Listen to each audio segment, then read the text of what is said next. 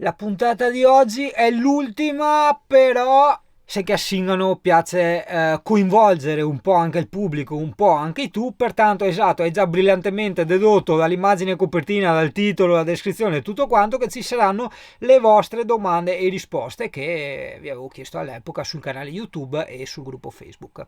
Sono qui in compagnia dell'oramai famoso Diego della DS Tech, il quale ti ricordi ci sono stati proprio dei calcoli fatti assieme a Siri e è venuto fuori che è più o meno circa 1,2 milioni volte più esperto del Singano su ste robette qua, il quale risponderà alle vostre domande. Ciao a tutti da Diego e come dicono gli youtuber? Basta con le ciance, via il video!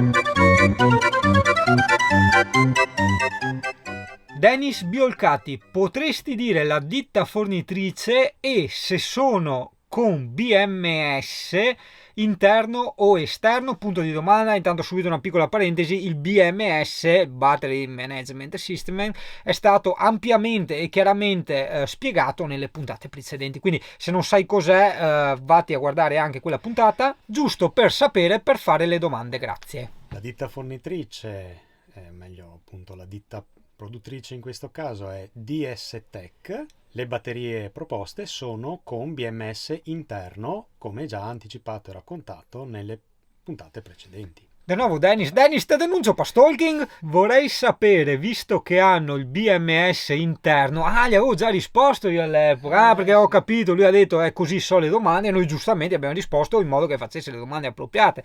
Quanta intelligenza in un canale solo. Mamma mia. Vorrei sapere, visto che hanno il BMS interno, in caso di blocco, visto che viene bloccata sia la carica che la scarica, come comportarsi e se il regolatore solare potrebbe risentirne. Forse solo il Victron, ma non ne sono sicuro, ha una protezione per tale scopo. La risposta è articolata, andiamo un attimino per punti. La prima parte è riferita appunto al caso di blocco. Innanzitutto consiglio, per chi non le avesse viste, di rivedere le puntate dedicate proprio al BMS. Il BMS interviene solo in caso di necessità, ok, a protezione della batteria, delle batterie interne. Solitamente l'IBMS interno non interviene. Se interviene vuol dire che c'è stata una sorta di anomalia nel, Importante. importante nei contorni della batteria, nelle apparecchiature esterne. Che cosa succede? Il BMS stacca e dopo un certo tempo, parliamo di alcuni secondi, riverifica le condizioni. Se tutto è tornato nella normalità, riattacca. Facciamo un'ipotesi, c'è stato un carico eccessivo, che vuol dire veramente notevole, sovradimensionato rispetto alla batteria, il BMS interviene, stacca, dopodiché, dopo qualche secondo, riprova a dare tensione e se si è risolto il problema si ha di nuovo corrente come prima, altrimenti riattiva la protezione. Quindi è vero che si stacca, ma si riattiva da solo. Idem se c'è una temperatura troppo alta, una tensione troppo alta o troppo bassa. Cioè, lui stacca, ma poi si riattiva automaticamente. Non ci sono attività da fare. Come dire, è saltata la luce, vado a capire, prima di attaccare il salvavita, se ho la lavatrice e la lavastoviglie Un accese. po' tipo il mal di testa, questo blocco è il moment, cioè non è che puoi prendere moment a vita, no? Ok, devi Bisogna rimuovere la rimuovere la causa del causa del mal di blocco. testa, no? Quindi in Una questo volta caso rimossa, la batteria si ricollega da sola, si riattiva da sola. credo sia stato molto chiaro, perché se l'ho capito io vuol dire che... L'altra parte, se il regolatore solare potrebbe risentirne, in questo caso dipende chiaramente dal regolatore. È vero che il sistema Victron, non solo la batteria, bisogna prendere le batterie, il suo chiaramente BMS, il suo regolatore, il suo caricabatterie, quindi tutto il sistema menzionato è in grado, come dire, il BMS di comandare i singoli dispositivi affinché smettano di caricare o di controllarli per rimuovere la causa. Se la causa è data da questi dispositivi però, se la causa è un'altra, lui su cosa può intervenire? Sul regolatore è sconsigliato tendenzialmente appunto staccare le batterie tutto in una volta, cioè interrompere effettivamente il flusso di carica. Potrebbe risentirne dipende dal regolatore. Ripeto, come abbiamo con l'esempio un po' estremizzato che abbiamo fatto nella puntata dedicata, è come se scoppiasse l'airbag. Sì, è vero, è scoppiato l'airbag, però vuol dire che c'è stato un evento, come dire, che non dovrebbe esserci stato. Per questo il BMS, questo per dire, il BMS non interviene così. Deve essere il regolatore di carica che carica bene, i pannelli solari che caricano bene, eccetera, eccetera. Daniele Sandyfly Sandrini, una domanda ce l'ho, ma con le batterie al litio che sicurezza c'è e a quanto ammonta la durata, il guadagno confronto a quelle attuali? Anche qui Avevamo già abbiamo risposto. fatto, parzialmente avevamo già risposto nella puntata dedicata alle batterie, dove sostanzialmente la sicurezza è data dalla composizione chimica. Non sono le batterie al litio che siamo abituati ad avere nei cellulari, nei droni, nelle torce, nelle sigarette elettroniche, che anche quelle sono ai polimeri di litio e hanno una loro pericolosità. Parliamo di batterie al litio ferro fosfato, una composizione chimica che è la più sicura, tra le più sicure della famiglia delle litio. Quanto ammonta la durata? L'aspettativa di vita di una batteria al litio è intorno ai 10 anni, forse anche di più. Nella puntata dedicata c'è anche un calcolino fatto a mano, ma che fa capire velocemente la convenienza anche rispetto alle AGM di questo prodotto, insomma. Gioacchino Poletto, penso sia utile per tutti i tu capire anche la differenza tra BMS interno ed esterno, che sarebbe anche per il BMS, qua se non hai chiaro cos'è, abbiamo fatto proprio una puntata intera dedicata solo e esclusivamente al BMS. Consiglio di andare a vedere la puntata, 30 secondi, BMS interno vuol dire che questo circuito elettronico, che sempre c'è e sempre comunque deve esserci, è interno alla batteria, quindi ho la mia batteria con i due poli ed è già protetta, si riattiva automaticamente, non bisogna farci nulla, inteso che la protezione la gestisce lui stando all'interno della batteria. Il BMS esterno è suddiviso in due, c'è una parte comunque di elettronica all'interno della batteria e una parte all'esterno. Come vantaggio può avere che in determinati, chiamiamoli ecosistemi, cioè in determinate famiglie di prodotti, di determinate marche, hanno, come abbiamo detto prima, dei controlli per disattivare il caricabatterie o quant'altro, se la causa è quella, ma cause per l'intervento del BMS possono essere anche altre. Secondo me, se l'impianto è fatto bene, rarissime, per non dire che non si attiva mai. Un po' come dire il salvavita, adesso passami, non so se possiamo fare sto termine. Sì, esatto. Cioè il salvavita se c'è in tutti i camper vuol dire che serve. Che serve. Però a quanti camper gli salta il salvavita? Cioè la proporzione è quella? Per capirci. Sì, per capirci una statisticamente. similitudine è quella, con la differenza che il salvavita interno si riattiva da solo quando termina la causa problema che l'ha fatto scattare. Francisco Carlos, queste batterie quanto sopportano di ricarica massima e se influisce sulla vita media della batteria? Quanto mi costa un caricabatterie di grande amperaggio per litio? Partiamo dalla prima domanda, quindi quanto sopportano queste batterie di carica massima? Immagino sia di corrente di carica, quindi quanto velocemente le posso caricare. Solitamente parliamo di batterie in generale, parlando di litio, come un po' per tutte le batterie. Se li si caricano più lentamente stanno un po' più sul comodo, ma non hanno nessun problema, parlando delle nostre batterie, ad arrivare fino a 1C, che vuol dire una corrente di carica pari alla capacità. Quindi ho una 100 Ah, posso caricarla a 100 A. Non è un problema per la carica e per la scarica. Che è anche impossibile, perché come fai È a molto, caricarla? è molto, molto Cioè, difficile. il massimo che ho visto è stato su Pulmin 60 ampere. Esatto, chiaro Tipo, che mi attacco alla colonnina al 220, quanto carico? tu abbiamo misurato 20 ampere, perché il tuo caricabatterie è Quindi 20 100 ampere. ampere come fai a caricare un camper No, a 100? però devi Cioè, sempre rapportarlo alla capacità. Se tu hai una 50 Ah al litio, Sì. che ti fa come una GM da 100, Sì. in quel caso la carichi con 50 ampere in un'ora. Ah. Ok, da completamente a zero, no? Se influisce sulla vita media della batteria, poco. Nel senso che l'esempio che facevamo nella puntata dedicata, abbiamo detto che caricando a 1C, quindi alla massima corrente di carica, da 0 a 100, scaricandola da 100 a 0, sempre a 1C, quindi a 100 A, cosa che non può succedere, bene, dopo 2500 cicli avremo ancora l'80% di capacità della batteria, quindi bisogna impegnarsi per rovinarle. Attenzione alla temperatura, aggiungo solo questo, perché quella si rovina. Quanto mi costa un caricabatterie di grande amperaggio per litio? E cosa intende per caricabatterie? Caricabatterie dipende cosa intendiamo, appunto. Abbiamo parlato molto nella puntata dedicata dei DC-DC charger o battery to battery charger, e lì parliamo di 30 e 60 ampere.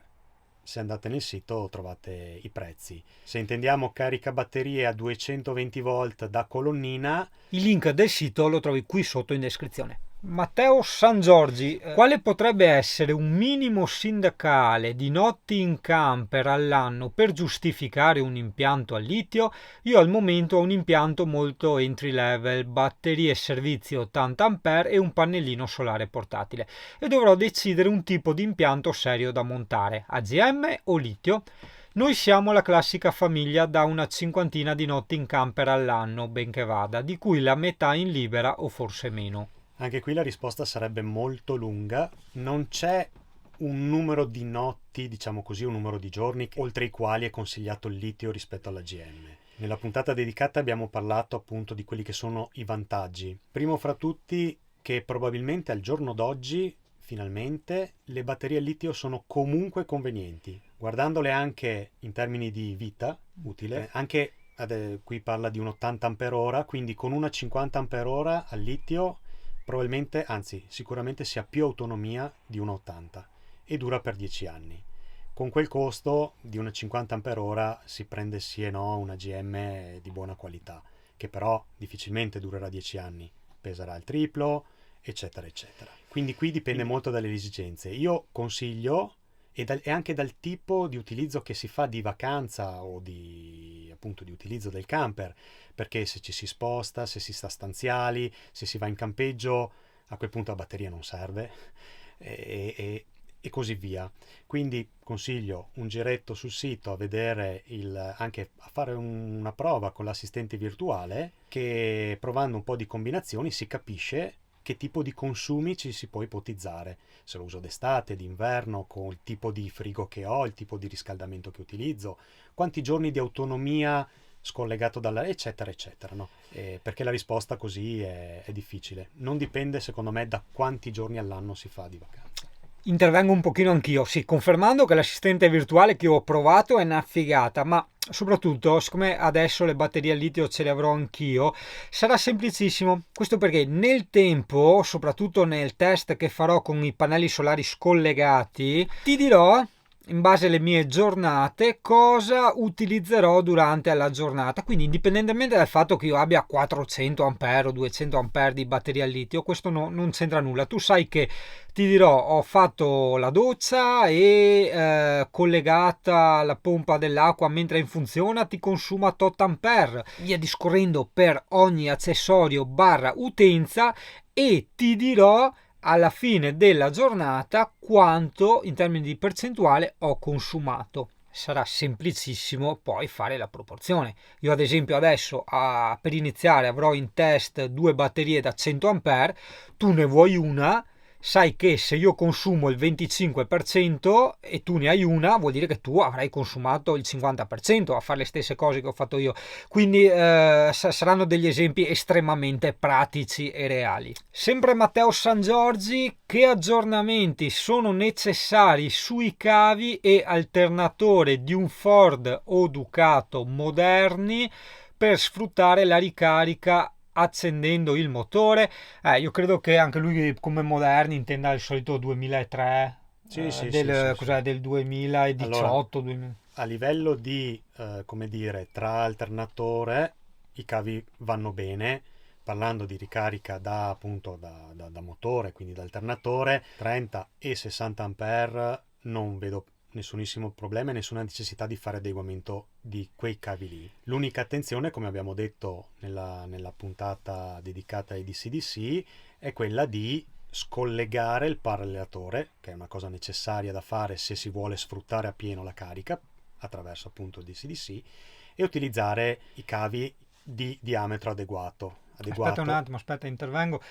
perché la gente per parallelatore intende il classico della CBE che fai... Esatto, scusa. No, nel nostro caso esatto, c'è stata una storia molto particolare di Pullman che ha un'altra specie di parallelatore integrato nella centralina che abbiamo dovuto disabilitare, però immagino che i camper normali non ce l'abbiano. No, ce l'hanno Ce tutti l'hanno in tutti? realtà, perché nel Ok, senso, non so, cioè, da ignorante dico. no, non ce l'hanno come quello di Pulmin, ok? No, perché nel senso magari spieghiamo una Le cosa, la gente si centraline, preoccupa per niente, hai no, no. capito? Allora, le centraline che solitamente sono montate nei camper prevedono, come dire, due cavi grossi, Mm? passami il termine, tutti e due il positivo, no? Uno batteria motore e uno batteria servizi. Cosa fa la centralina? Quando si accende il camper, attraverso un relè, che è questo parallelatore, unisce i cavi. Mm. Se montiamo un DC-DC, va scollegato questo collegamento. Ok. Dipende dalla centralina come va fatto, è l'unica accortezza da fare. E poi chiaramente, come dicevamo, utilizzare i cavi di sezione adeguata. Quindi non c'entrano, cioè seguire senz'altro questo accorgimento, però puoi montare il parallelatore, quello classico della CBE da 40 euro, che come per magia al nord Italia vendono a 80 euro, per ricaricarti la batteria del motore tramite le batterie servizio quando necessario. Hai capito? Quindi sono due cose diverse. Ultima domanda, sempre di Matteo San Giorgi. Ma Yuri, su Pulmin, se non ricordo male, hai il frigo quadrivalente. Dopo lo userai sempre con la 220 fatta da inverter. Allora, il quadrivalente io l'ho tolto per due motivi. Primo perché non funzionava più, probabilmente perché era scaduto il gas, era finito il gas. Non l'ho buttato via, ce l'ho nella casa vecchia. Non l'ho montato più su Pulmin perché il nuovo frigo, che ha anche il suo schifo di valore economico, avrebbe perso la garanzia, ok? Quindi insomma 2 anni di garanzia, buttarli via su un frigo del genere, ho detto non è il caso. In più però ci sarebbe stata un'altra martellata, cioè nel senso avrei comunque dovuto utilizzarlo a gas lo stesso, perché se io metto quel sistema che lo trasforma in quadrivalente, c'è una piastra dietro da attaccare al frigo, ma o ti faccio il congelatore o ti faccio la parte frigo, perché i frighi normali piccoli hanno tutti in uno, quello di Pulmin adesso è diviso in due e quindi avrei dovuto o comprare due sistemi quadrivalente o niente, l'ho tolto e vedremo se in futuro qualche ditta che fa sistemi quadrivalente vuole. In ogni caso, però, adesso ripeto, io non sono assolutamente un tecnico di camper, questo si è capito e se non si è capito lo ripeterò all'infinito. I tecnici sono altri ai quali sempre mi appoggio per spiegare le cose, però secondo me non funzionava a 220 attaccato all'inverter, cioè secondo me funzionava 12 volte, tipo i frighi a compressore normali, solo che invece di essere un frigo a compressore era una specie di parete, diciamo, che andava tagliata alla parete del frigo originale e questa parete quadrivalente gli andava messa dentro, hai capito? Una roba del genere, quindi non era 220. Oh, il caro Paolo Lipossi. Ciao Furlan. Io l'ho installata e sono stracontento. Puoi chiedere solo che tipo di battery charger consiglia? Cos'è il battery charger? Il BMS? No, Ah. è il DC-DC, Battery charger? è il DC-DC charger, Mm. o battery to battery charger. Sei fortunato Quindi a avere uno che non capisce niente come singano, così ogni volta chiedo semplificazioni e così capisci anche tu, no? Tutte le cose.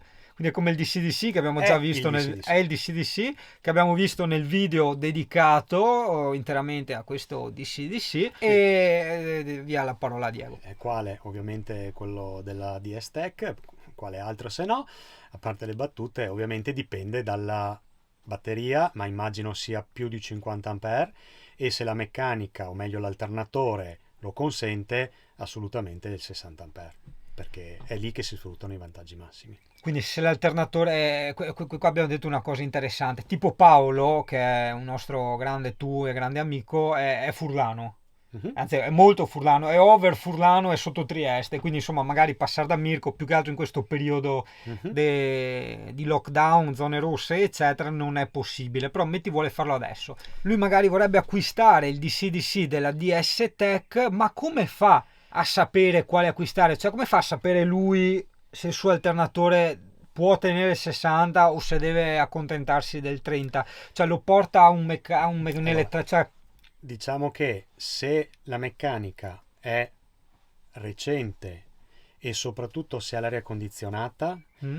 solitamente dico solitamente perché bisogna vedere, ripeto, la meccanica, non sono un elettrauto, ma solitamente vengono montati alternatori su cui si può montare un 60 A di DC-DC. Ok. Se parliamo di una meccanica degli anni 80 senza aria condizionata, 60 probabilmente o quasi sicuramente no, e 30. Ok, ma per avere proprio la certezza, Deve andare, va da un elettrauto, ma cosa dice Paolo, che come me non capisce un cazzo, cosa dice l'elettrauto? chiede da quant'è l'alternatore. Da quant'è l'alternatore? Poi lui scriverà alla DS Tech e gli dirà il mio alternatore è da, mi potete fornire il DC Charger da 60, punto di domanda, e la DS Tech gli dirà sì, visto che è l'alternatore Se da... serve possiamo, sì, certamente possiamo provare a consigliare. Perfetto, no, perché Serve però il dato tecnico che Esatto, purtroppo non ma la abbiamo. gente adesso sa che dato tecnico Certo, deve la chiedere. potenza La dell'alternatore. potenza dell'alternatore. Perfetto. Te vedi che serve il Singano Mona come pochi. Stefano Visentin, che dal cognome che adesso è uno abbastanza nostrano. Io ho letto diversi articoli che dicono che puoi caricarle teoricamente anche alla corrente nominale, ad esempio 100 Ah a 100 A per un'ora e la carichi. Qua però accidenti avevamo già risposto. Cioè, avevamo già In risposto parte anche... Ah, sì, ok, quindi continuo. ok, confermato comunque. Ma a parte che voglio vedere che cavi mettere per caricarla a 100 A per un'ora, e qua sono curiosissimo io, che è quello che non capivo prima, sono oltre 1200 watt, quindi non sono cavi ma una stufa. Va bene. Anche se negli stessi articoli dicono di non superare il 30% di corrente nominale in carica. È questa la massima corrente consigliata? Non ho capito niente. Ok, allora, penso di aver capito quello che intende dire. L'abbiamo già detto, lo ripetiamo velocemente. Le batterie sopportano la carica fino a 1C, quindi se è una 100 Ah posso caricarla a 100 Ah. E quello ci siamo. Consigliato da bene o male tutti è circa 0,5, quindi un 50%, quindi un 50 A, ok? Intorno lì. Chiaro che stiamo parlando di una 100 Ah, no? Però, ripeto, la carica è 1C, non si rovinano. È chiaro che al di là che il problema probabilmente è proprio arrivare a quei 100 A, perché per caricare da alternatore con 100 A vuol dire che deve avere almeno un alternatore da 200. Che nessuno ha. E che altri modi ci possono essere per arrivare a 100? Nessuno allora. Praticamente nessuno, salvo avere 2 kW di pannelli, però. E non no, ma in più un Oppure kilowatt ho visto che perché il giustamente massimo... il conteggio che fa indicativamente è corretto, perché 100 A per 12 volte 8, aggiungerei anche 13, parliamo di 1300 watt. Quindi anche la colonnina del campeggio salterebbe, anche se avessi un caricabatterie talmente grande da farlo andare. No? Quindi i cavi non diventano una stufa se sono dimensionati giusti, ok? Sicuramente sono molto molto grossi. Parliamo probabilmente di, non so se 35 bastano, dipende dalle lunghezze, 35-50 mm quadri e per pochi metri. Quindi è una cosa sicuramente esagerata. Diciamo che è il dato teorico. L'Andrea World Wild Adventure, che secondo me sto qua è Andrea Rocca. Chiedigli se davvero una litio da 100 vale come una AGM da 200. Yuri poi farà tutti i test già anticipati e ribaditi più volte. Da dove deriva questa formula magica, chiamiamola così, che una litio vale il doppio del GM? L'abbiamo detto più volte, deriva semplicemente dal fatto che di una GM, in questo caso da 200, io ne posso utilizzare metà, perché se ne utilizzo di più la rovino prima. Quindi se ne posso utilizzare metà vuol dire che ne posso utilizzare 100. Della litio la posso utilizzare praticamente tutta, facciamo 98, ecco che da qui una litio vale come Sì, 2 è AGM. quello il gioco, diciamo. Il gioco è puramente lì. Però ad esempio le mie che abbiamo montato qua, quando si spengono, quando entrano in protezione, tipo il pannello, quello lì, tipo l'impianto che avevo delle AGM, mi pare si spegneva al 35, una cosa del genere, entrava in protezione al 35%. E le litio in questo caso? Allora, qui l'unica cosa che potrebbe succederti, che tu in protezione vuol dire che ti suonava, ma non è che ti staccava la No, no, corrente. mi suonava, Ti suonava bene. forse 40%, però vabbè. Ok. Qui, come sai, il litio è difficile ragionare a tensione, no? Quella cosa lì si basa sulla tensione e quindi sulle litio ha poco significato. È da tenere d'occhio perché potrebbe succedere che magari lui ti suona, ma invece il misuratore di carica, che invece ne tiene conto di quanto entra e quanto esce, ti indica ancora un 30%. Se dovesse succedere, bisogna riconfigurarli affinché non suonino se ti danno fastidio, tutto lì. Perché la litio la porti giù fino praticamente a zero. Si stacca a livello di tensione, il BMS è tarato intorno ai 10 volt. Quindi 10 il mio volte impianto 8. che è appena stato messo su, appena tarato e tutto quanto, io posso ritrovarmi anche al 2%, che ancora funziona la lampadina. Sì, sì. Ok, e quella la volevo Tieni capire. d'occhio sempre l'indicazione del tempo perché è quella lì. Ok, quindi appunto stringi, riassumi, il giochetto che le litio durano di più delle AGM perché le litio le usi tutte, mentre le AGM le dovresti usare al Massimo a metà. 50%, quindi la metà, ok, molto, molto chiaro. In ogni caso, Andrea, e mi riferisco a tutti, tu ricordo che il test che farò sarà un test di 2 giorni di non solo vita in camper ma anche di lavoro. Sarà il più vicino alla realtà in quanto sai, dopo tanto che uno vive in camper sa cosa può permettersi di fare in una giornata, sa in media i suoi consumi che ci saranno eccetera, quindi anticipo che ci saranno 6 ore di lavoro al PC al giorno, 4 lavaggi totali dei piatti, una doccia e il motorino dell'Alde che gira tutto il tempo e ovviamente le luci accese. Con questi consumi il pieno delle mie 4 batterie AGM da 100 A l'una mi duravano appunto 2 giorni. Proprio per questo ho voluto fare il test dei 2 giorni. Ovviamente con i pannelli scollegati, in quanto questi 2 giorni io li facevo quando c'era il nuvolo che caricavo a 0,1 A. Gianluca Perez. O sono diventato orbo o leggo sempre più piccolo. Sono curioso solo perché da te mi aspetto un prodotto diverso da quello regalato a tutti. Beh, il monitorino senz'altro. Beh, cos'altro c'è di diverso? Perdona l'ignoranza, ma non seguo tanto il tema camper, Beh, quindi... allora non lo so a chi si riferisca, diciamo che il prodotto è sicuramente una caratteristica. Noi tutte le batterie hanno tutte il Bluetooth, ad esempio. Mm? L'altra cosa interessante sono la linea di batterie con il preriscaldatore che Ah, nel mercato certo, è vero, perché siccome è pochissime vengono rischioso proposte caricarle sotto i 0 gradi di temperatura, ok, e non questo... viene detto. E questo può succedere, insomma, a chi tiene il camper fuori casa, perché non tutti tengono il camper in salotto, hai capito, o ci vivono dentro in camper, e quindi è facile che si scenda sotto zero. Cosa succede? Devi prendere, devi andare via, tac, gli arriva la bella carica dall'alternatore col camper magari che a meno 5 gradi e capisci che là rovini tutto, lo fai una volta, due, tre e ciao, che fa rima, quindi è vero. Poi non vorrei fare il disfattista, per carità, sono felicissimo le batterie a litio, tutto quello che vuoi, ma a me ha colpito il pannellino, io mi sono innamorato come i bambini, a me il pannellino è stata la figata più grande. Gazn Channel. A me interesserebbe sapere come va fatto il montaggio avendo un EFOI. L'EFOI lavora in volt, la batteria al litio in percentuale, il che vuol dire che l'EFOI una volta acceso non si spegnerebbe più. Esempio, EFOI parte a 12,3 volt di batteria e si spegne a 14,1, ma se la litio ragiona in percentuale non sarà compatibile con l'EFOI. Prima di dare la parola a Diego ti ricordo che l'EFOI è una sorta di generatore, o meglio di caricabatterie a metanolo. Ce l'aveva anche il nostro buon Mirko, solo che purtroppo a causa di collegamenti errati del vecchio proprietario il suo EFOI, mi dispiace per Mirko, è andato a morire definitivamente.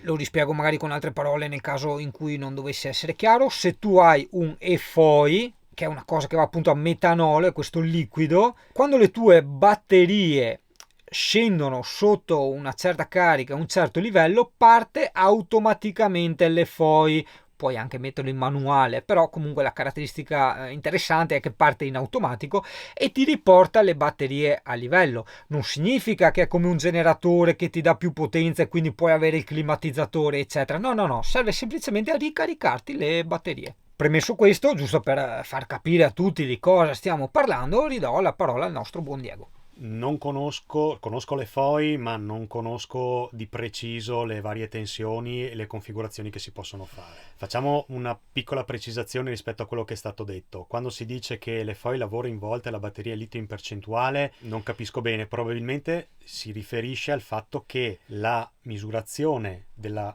quantità residua di batteria nelle batterie al piombo si può stimare sulla tensione, come abbiamo già detto, su quelle al litio la tensione è un dato non attendibilissimo, ok?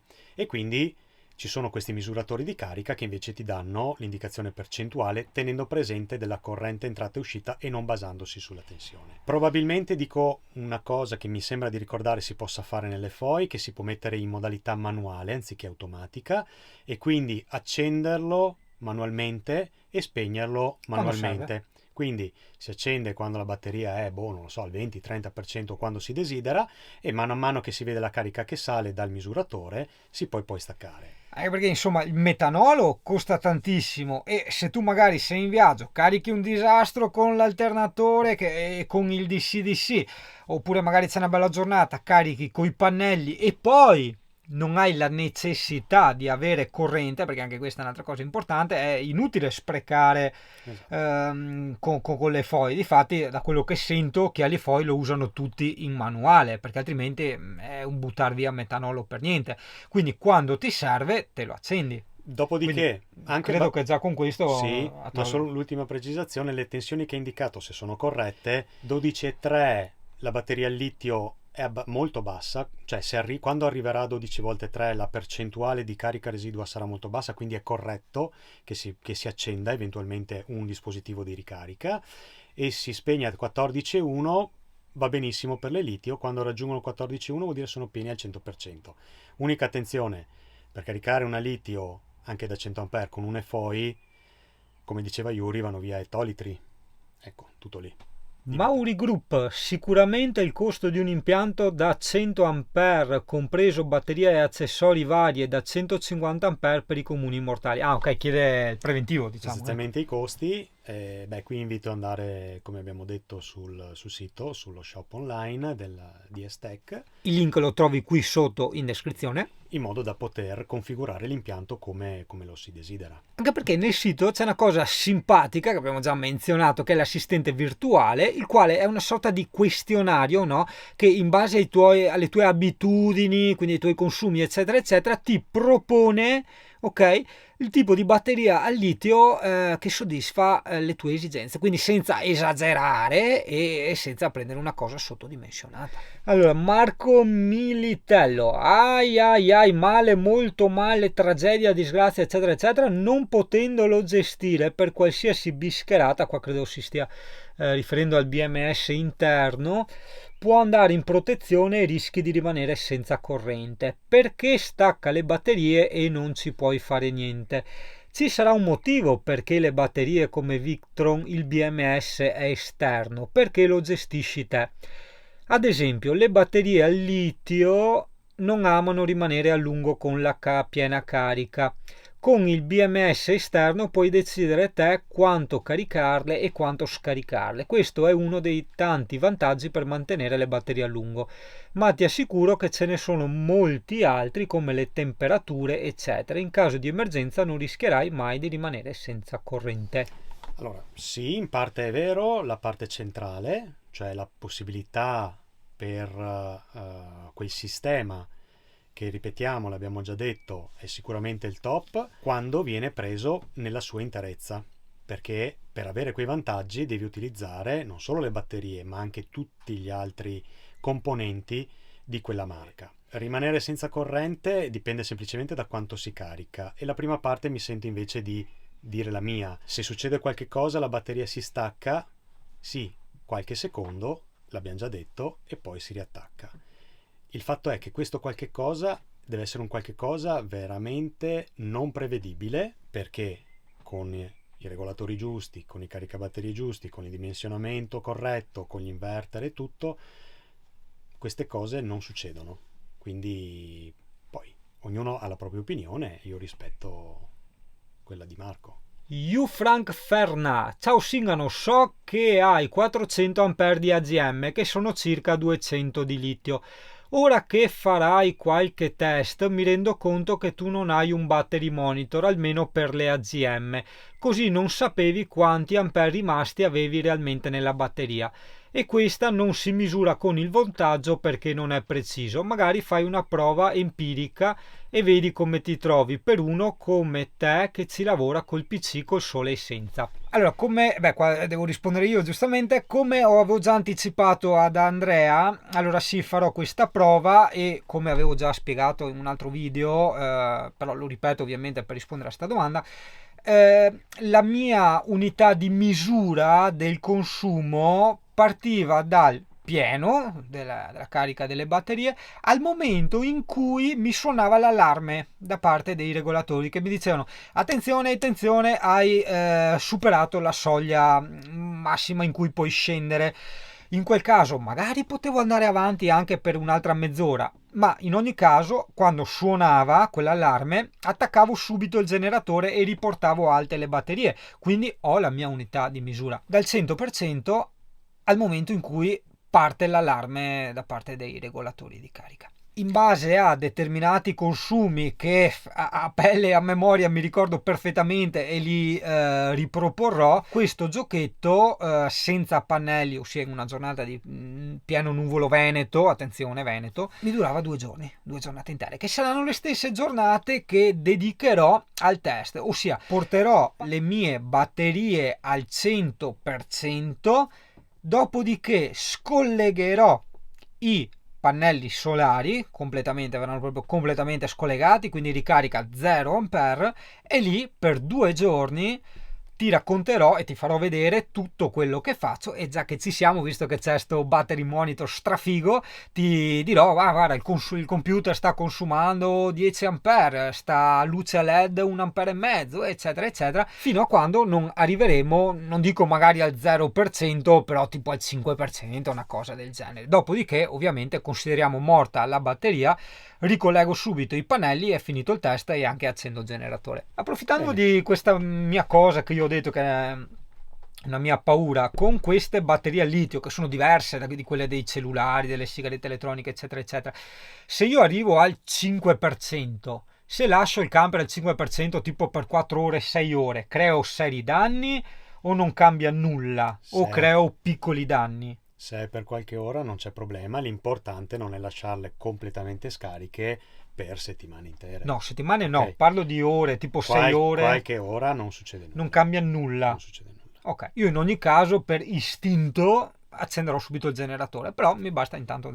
Bene ragazzi, da Singano e Diego è tutto. La serie sulle batterie a litio è relativamente finita, in quanto vi abbiamo spiegato tutto di tutto e lasceremo posto al test vero e proprio e successivamente ovviamente le future puntate estive e invernali si racconterà e si vedrà, soprattutto anche grazie a questo aggeggio, tutti gli accessori, quanto consumano, quanto posso fare in una giornata, nelle giornate di sole cosa posso fare, nelle giornate di nuvolo cosa non posso fare, perché ora finalmente con una batteria che mi ragiona in percentuale, un battery monitor del genere ci riusciremo veramente a capire. Approfitto di questo video per spoilerare, perché spoilerare è una parola nuova che ho imparato, quindi la uso sempre, cioè che questi test verranno fatti volutamente con 2 batterie al litio da 100 A l'una, in quanto voglio proprio rispondere con la pratica a questa famosa domanda: ma è vero che le batterie al litio sono il doppio a parità di ampere delle AGM? Quindi lo vedremo. Mi sono preso un 3 mesi di tempo per vedere veramente bene sta roba, ok? E soprattutto perché insomma rischio poco, perché siamo in estate, i pannelli poi caricheranno a bestia, e poi passeremo al setup definitivo che sarà di 400 A a litio e lì si rifaranno poi altre prove sia con pannelli che senza. Da Singano è tutto, ciao Italia! Ciao a tutti!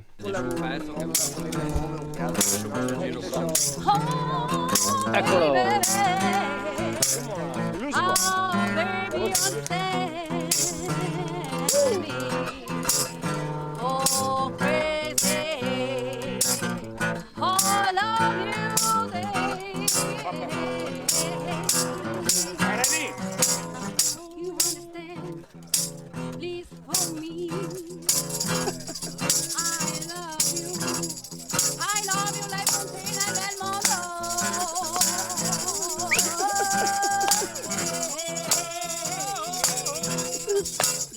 Vai Figari!